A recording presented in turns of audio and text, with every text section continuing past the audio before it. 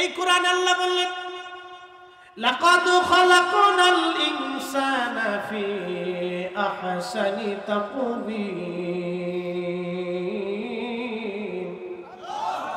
আমি মানুষকে সুন্দর অবয়ব দিয়ে সৃষ্টি করেছি, আমি মানুষকে সুন্দর অবয়ব দিয়ে সৃষ্টি করেছি। দেখবেন একটা ছোট্ট বাচ্চা ভূমিষ্ঠ হওয়ার পরে কত সুন্দর তাকে দেখা যায়, তার চোখগুলি সুন্দর, নাকগুলি সুন্দর। আপনি নিজেও ছোট্টকালে সুন্দর ছিলেন। ওই সৌন্দর্য দেখে আপনার চাচা, আপনার মামা, খালা, ফুফা, ফুফি, আত্মীয় স্বজন, গ্রামবাসী, মুহিব্বিনরা এসে আপনার চুমা খাইতো, আদর করতো, কোলে নিত, নাচাইতো, আপনারে খুশি করার চেষ্টা করতো। আপনিও সুন্দর ছিলেন, আমিও সুন্দর ছিলাম। আল্লাহ সুন্দর করে মানুষ সৃষ্টি করলেন। রব্বুল আলামিন চারটি জিনিস বান্দার জন্য লিখে দিলেন। 1 নম্বর হায়াত, 2 নম্বর দম, 2 নম্বর রিজিক। কি পরিমাণে রিজিক খাবে?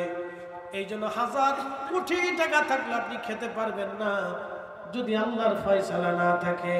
এই জন্য আপনাদেরকে বলবো, উত্তম রিজিকের জন্য আল্লাহর দরবারে দোয়া করবেন, আর বেশি বেশি হালাল রুটি রুজি করার চেষ্টা করবেন। কারণ হারাম কখনো মিশাইতে যাবেন না, তাহলে সর্বনাশ হয়ে যাবে। হারাম কখনো মিশাবেন না, সর্বনাশ হয়ে যাবে। একটা কথা মনে রাখবেন, মুসলমান হারাম খায় না। মুসলমান হারাম খাইলে মুসলমানের কালব মরে যায়, মুসলমানের কালব জিন্দা থাকে না। মুসলমান হারাম খায় না, কিন্তু মুসলমানে হারাম খাইলে মুসলমানের কালব মরে যায়, কালব মৃত হয়ে যায়, মুসলমানের কালবের শক্তি থাকে না। যার কারণে আজকে দেখবেন হাজার হাজার কোটি কোটি মুসলমান, 200 কোটি মুসলমান পৃথিবীতে। বর্তমানে 52টা মুসলিম দেশ আছে। 52 মুসলিম দেশের 52 জন মুসলিম সেনা প্রধান আছে। 52টা মুসলিম দেশের 52টা বিমান বাহিনী প্রধান আছে। 52টা মুসলিম দেশে 52টা পদাতিক ডিভিশন আছে। এরপরে আপনার ট্যাঙ্ক ডিভিশন, বিভিন্ন ডিভিশনগুলি আলাদা আলাদা আছে। 52টা মুসলিম দেশে মিনিমাম হলো 1 কোটি মুসলিম সেনা ফৌজ আছে। কি আছে না? 52টা মুসলিম দেশে মিনিমাম 1 কোটি মুসলিম সেনা ফৌজ আছে। কিন্তু ইসরায়েলের উপরে একটা ককটেল নিক্ষেপ করার সাহস পাইল না। এই কথা বল না কেন? কিন্তু যুদ্ধ করলো কারা? 50 কিলোমিটার ব্যাপী, 40 কিলোমিটার দৈর্ঘ্যে একটা ছোট্ট এলাকা, তার নাম গাজা। এই গাজার মাত্র 30,000 মুজাহিদ আল্লাহর উপরে ভরসা করে তারা জিহাদ করলো। পৃথিবীর একটা বিরাট অংশ ন্যাটো জোট এবং ইসরায়েল আমেরিকা থেকে পৃথিবীর বিরাট একটা শক্তির সাথে তারা যুদ্ধ করলো। তারা শহীদ হলো, বাড়িঘর হারাইলো, সন্তান হারাইলো, কিন্তু কাফেরের কাছে তারা মাথা নত করে নাই। মুসলমান দেখলে তাদের দিকে তাকাইলে মুসলমান চেনা যাবে, শহীদ দেখলে তাদের দিকে তাকাইলে শহীদ চেনা যাবে। কথা বলেন ঠিক কিনা? মুসলিম দেখতে যদি চান তো গাজার মুসলমানের দিকে তাকান। একটা ছোট্ট জনপদ, ওরা আজও পর্যন্ত মাথা নত করে নাই কাফেরের কাছে। সব হারাই, জমি জমা, টাকা পয়সা সব হারাচ্ছে। কালকে খবর দেখলাম $200 কোটি দিতে চাইছে। তারপরে তারা মাথা নত করে না। টাকাও দিলে ডলার, আমরা জীবন দিচ্ছি টাকার জন্য। আমেরিকা ইসরায়েল প্রস্তাব দিয়েছে তোমাদের উন্নয়নের জন্য, তোমাদের পুনর্বাসনের জন্য আমরা $200 কোটি দেব, তারপরে তোমরা ক্ষান্ত হও। কেন? আমরা তাও ক্ষান্ত হবে। একসাথে বলবেন আল্লাহু আকবার। না আরো জোরে, না আরো জোরে, বুঝাইতেছে আরো জোরে। আমাদের দেশের মুসলমানের হিসাব কি? সারা মাস করে মার্কা আছে নি রে? আছে। কোন সে মার্কা? কলস। আরো জোরে কলস। জোর হয় না কে? কলস কলস কলস। সারা মাস বেড়ে কলস কলস কে চিল্লিছে। বদনালা রাত্রিবেলা এসে 1000 টাকা মারি দিকে, কালকে মারি দিস তো পরের দিন ভোটের দিন সকাল 10টার সময় যায়, প্রথম ছুটে বদনামকে মেরে দিচ্ছে। এর হলো বাঙালি মুসলমান। কি কথা কর না? কত? 1000 টাকার লেগে সারা মাস বেড়ে কলস কলস করে চিল্লিছে, সকালবেলা যায় বদনামকে সিল মেরে দিচ্ছে। এরা মুসলমান। এই মুসলমান যদি গাজায় থাকতো তাহলে আর বাইতুল আকসা আমাদের নসিবের চেহারাও দেখতে পারতাম না। বাইতুল আকসা এখন ধ্বংস করে মসজিদকে ভেঙে ফেলে দিয়ে ওরা মন্দির করবার চাইতেছে, ইহুদিরা ট্যাম্প করতে চাইতেছে, তারা তাদের গির্জা বানাইতে চাইতেছে। এ মুসলমান, বাইতুল আকসা আমাদের নিয়ন্ত্রণে এখন নাই, এটা কাফেররা নিয়ে গেছে। বাইতুল আকসার জন্য এখন যারা লড়াই করেছে তারা গাজার মুসলমান, তাদেরকে নিঃশেষ করে দেওয়া নেওয়ার জন্য তারা সর্বশক্তি ব্যবহার করেছে, তারা সর্বশক্তি দিয়া গাজার মুসলমানকে হত্যা করেছে, ছোট্ট বাচ্চা থেকে বৃদ্ধ পর্যন্ত হত্যা করেছে, হসপিটালে বোমা মেরেছে, এই আশ্রয় কেন্দ্রগুলি বোমা মারতেছে, লক্ষ লক্ষ মুসলমানকে তারা শহীদ করেছে, কিন্তু তারা মাথা নত করে নাই। এখনো বাংলার মুসলমান পেপসি কিনে খা, কোকা কোলা কিনে খা, আমরা নামকে বাঁচতে মুসলমান, কথা বল ঠিক?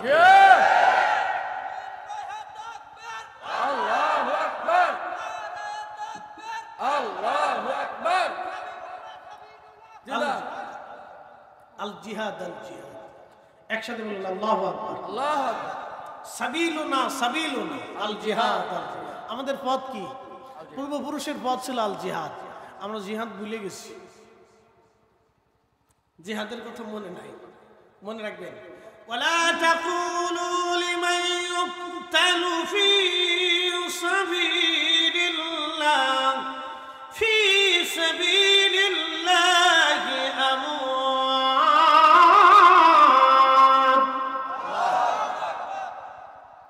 ওয়ালা তাকুলু, বলিও না তোমরা, বলিও না, বলিও না, বলিও না লিমান ইউকতালু, যারা মৃত্যুবরণ করে, কতল হয়, নিজের জীবন দিয়ে দেয়, ফি সাবিলিল্লাহ, আল্লাহর পথে, আল্লাহর মতে, আল্লাহর জন্য, আল্লাহর দ্বীনের জন্য, কালেমার জন্য, বাইতুল আকসার জন্য যারা জীবন দিয়ে দেয়, আমওয়াত, তাদেরকে মরা মনে করিও না, বাল আহইয়া,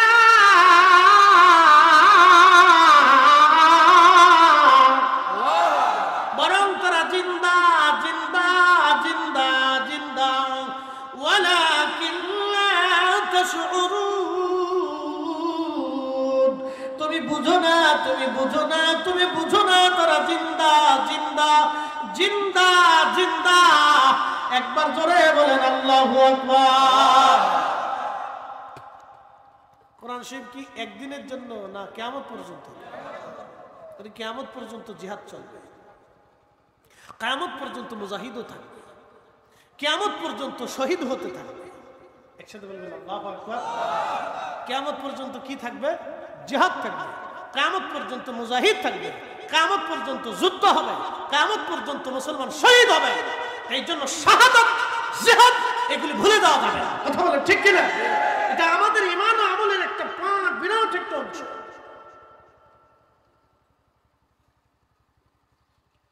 প্রিয় উপস্থিতি হাজিরিন, আমি বলছিলাম আল্লাহ রাব্বুল আলামিন লিখে দেন বান্দা কি পরিমাণে তুমি খাবা, আমার আল্লাহ লিখে দেন। এই জন্য মরণের সময় যখন মারতার বান্দার মৃত্যুর সময় চলে আসে, তখন পানির ফেরেশতা চলে আসে। পানির ফেরেশতা মুমূর্ষ অবস্থায় তার পাশে দাঁড়ায় বলে, হে আল্লাহর বান্দা, আমি তোমার জন্য পানির জন্য নিয়ন্ত্রিত ফেরেশতা ছিলাম, তোমার পানিগুলি আমি জোগাড় করে দিতাম বান্দা, তামাম দুনিয়া তন্ন তন্ন করে খুঁজলাম, তোমার জন্য কোনো পানি বরাদ্দ নাই।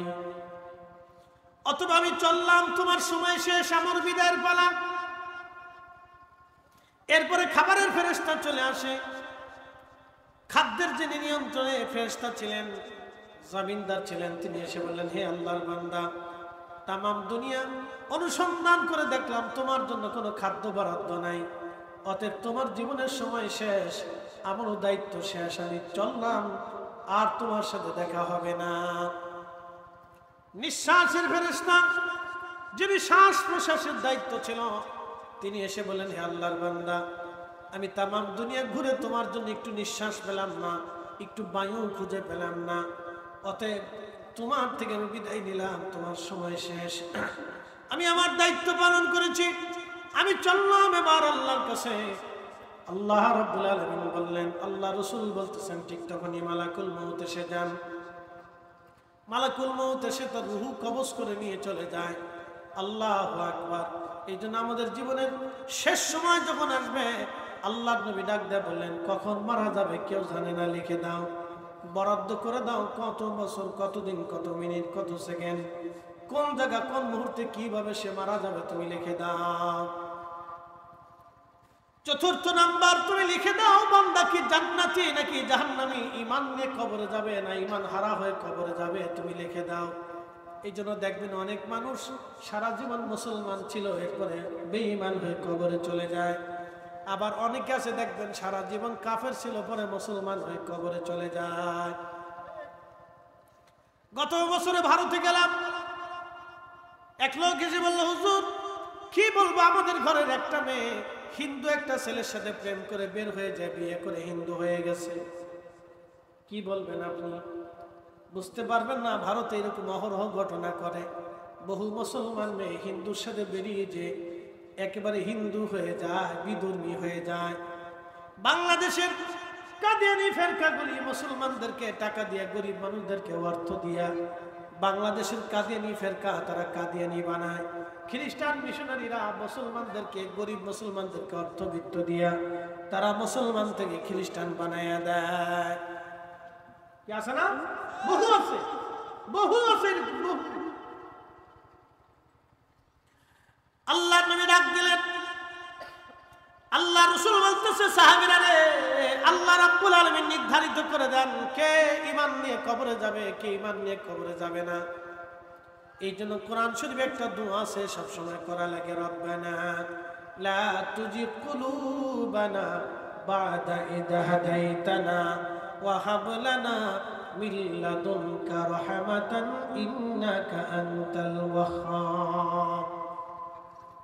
কুরআনুল কারীম আল্লাহ দোয়া লিখছেন, হে বান্দা তুমি এইভাবে দোয়া করো, রব্বানা লা তুজিগ কুলুবানা বাদা ইদ হাদাইতানা, আল্লাহ হেদায়েত দেওয়ার পরে আমাদের কলবকে আপনি গোমরা বানাই দিয়েন না, বিপদে নিয়ে যান না।